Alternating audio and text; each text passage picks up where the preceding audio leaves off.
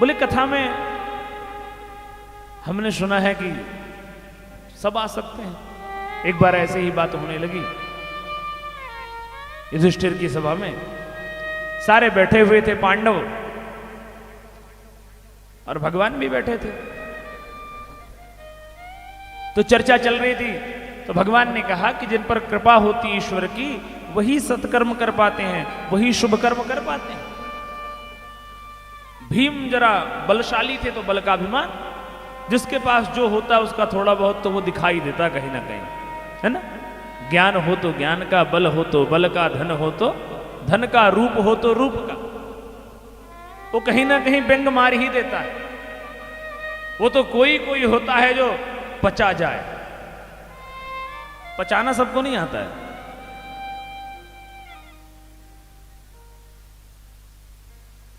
भीमसेन उठे, कहते नहीं ऐसा कुछ नहीं होता है।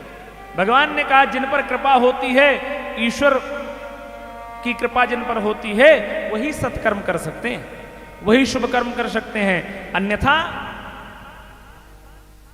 20,000 अदृश्य पुरुष वो सत्कर्म करने नहीं देते।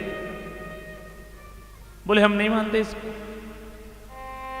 भीमसेन कहते हम नहीं मानते ऐसा कुछ होता होगा। भगवान ने कहा कोई बात, आप नहीं मानते तो मैं नहीं कहूंगा कि आप मान जाओ। हम आप अगर कोई कहे कि हम भगवान को नहीं मानते तो मुझसे भिड़ जाते हैं, है ना, कि क्यों नहीं मानते, मानना चाहिए। नहीं नहीं, छोड़ दो उसको, अपने आप वो मान जाएगा। भगवान ने कहा कोई बात नहीं। आज भीमसेन घर से दरबार से निकले और यमुना जी के पुलिन में आगे पीछे भ्रमण कर रहे हैं। देखते हैं कि सब स्नान कर रहे हैं, सब कुछ आनंद कर रहे हैं। और भगवान कह रहे थे जिन पर कृपा होती वो करते हैं, जिन पर भगवान अनुग्रह करते हैं ये वो जो भी है। मैं देख रहा हूं कि आया गया हर व्यक्ति स्नान कर रहा है। शाम हो गई, प्रसन्न होकर के भीमसेन आकर के ठहाका लगा के हंसने लगे।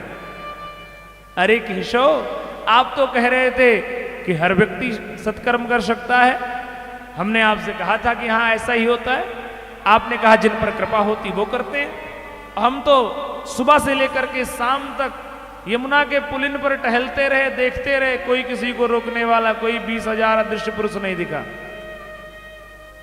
भगवान ने कहा दादा सही कह रहे हो। भगवान थोड़ा मुस्कुराए और पूछा दादा आपने किया था क्या स्नान, यमुना जी में आपने स्नान किया?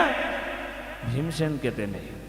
बोले बस यही है, आप उसके समीप होने के बाद भी आप उसमें नहीं आ गए। आप उसके समीप होने के बाद भी आप उसमें आचमन, आपने उसमें स्नान नहीं प्राप्त किया। तो ईश्वर जब कृपा करता है तभी ये सब संभव होता है। आप सब बड़े बड़भागी हैं कि आपको ये सौभाग्य प्राप्त हो रहा है।